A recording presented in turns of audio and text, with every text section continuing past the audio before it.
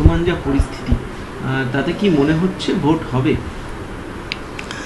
আমি ওটা বলতে পারবো না, তবে আমরা রাজ্য সরকার এবং আমাদের দল আমরা ভোট চাই। যদিও অসুবিধে আছে, এই বর্ষাকাল, আরও বেশি বর্ষা আসছে, এসব অসুবিধা থাকতে সত্ত্বেও আমরা ভোট চাই এবং তার নোটিফিকেশন হয়ে গেছে। ভোটের নমিনেশনও বহু জায়গায় পড়া শুরু হয়ে গেছে। আর আদালতও যে আমরা মেনে কমিশনের সহযোগিতা করে আমরা ভোটটা চাইছি। আমরা অনেকগুলো ব্যাপারে কমিশনের সঙ্গে সহযোগিতা করছি, সেখানে কোনো ইগোর প্রশ্ন রাখছি না, কাজে যাতে ভোটটা হয়। মূল যে জটিলতা এখন তৈরি হচ্ছে সেটা হচ্ছে নিরাপত্তা বাহিনী নিয়ে, এবং আপনাদের তো মূলত রিজার্ভেশন ছিল যে কেন্দ্রীয় বাহিনী আপনারা আনবেন না, কিন্তু শেষ পর্যন্ত আপনাদের সেদিকেও যেতে হলো, আপনারা দিল্লিকে চিঠিও লিখেছেন। হ্যাঁ, আমরা তো অনেক সময় প্রথমে আমরা শীতকালে চেয়েছিলাম, আমরা সেটা কম্প্রোমাইজ করেছি। মুখ্যমন্ত্রী 21শে জুলাই ঘোষণা করেছিলেন, তারপরে মুখ্যমন্ত্রী এক দফায় বলেছিলেন, মুখ্যমন্ত্রী কমিশনের সাথে সহযোগিতা করে সেটা 2 দফা হয়েছিল।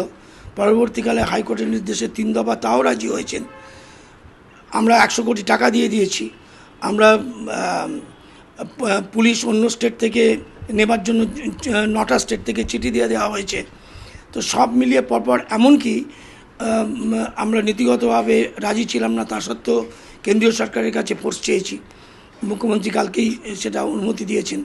স্বভাবতই এরপরে ভোট হবে এটা আমরা আশা করি, এবং নির্দিষ্ট সময়ই হবে, নোটিফিকেশন অনুযায়ী হবে বলে আমরা মনে করি। কেন্দ্রীয় বাহিনী চাওয়ার প্রয়োজনটা কেন হলো? কেন্দ্রীয় বাহিনী চাওয়ার প্রয়োজন হলো যে অন্য স্টেট থেকে যে রেসপন্স আসার কথা সেগুলো সেরকমভাবে আসছে না, আর এগুলো তো আমরা জোর করতে পারি না আইনে। আর বর্তমান যা পরিস্থিতি, কারণ ছত্তিশগড়ের যা পরিস্থিতি, সেখানে বাড়তি না, ছত্তিশগড়ের পরিস্থিতির সাথে কোনো সম্পর্ক নেই, কারণ ছত্তিশগড়ের লোকাল পুলিশ নকশাল মোকাবিলা করে না, তার জন্য সেন্ট্রাল গভর্নমেন্টের স্পেশাল ফোর্স আছে। হ্যাঁ, সেক্ষেত্রে সেন্ট্রাল গভর্নমেন্ট যখন ছত্তিশগড়ের উপর বাড়তি নজর দিচ্ছে, আমরা যাই না, আমরা চাইতে পারি, এবং আমরা কোনো রকম ইগো না রেখে আমরা সব জায়গায় চেয়েছি। এর বেশি তো আমরা কিছু করতে, আমরা তো গিয়ে ফোর্স নিয়ে আসতে পারবো না। যদি ফোর্স না পান সেক্ষেত্রে, যদি না পাই সে আমরা আমাদের যা আছে তা দিয়েও হতে পারে।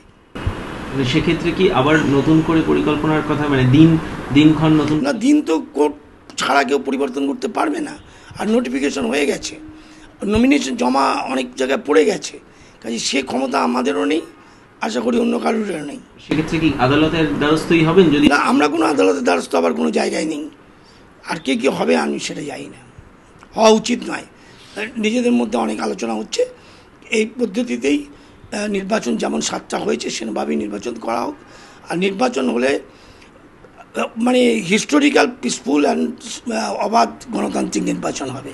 ঠিক আছে, একটা প্রশ্ন আসছে যে কেন্দ্রীয় বাহিনী যখন আপনারা মেনেই নিলেন শেষ পর্যন্ত, সেক্ষেত্রে এত জটিলতা হলো?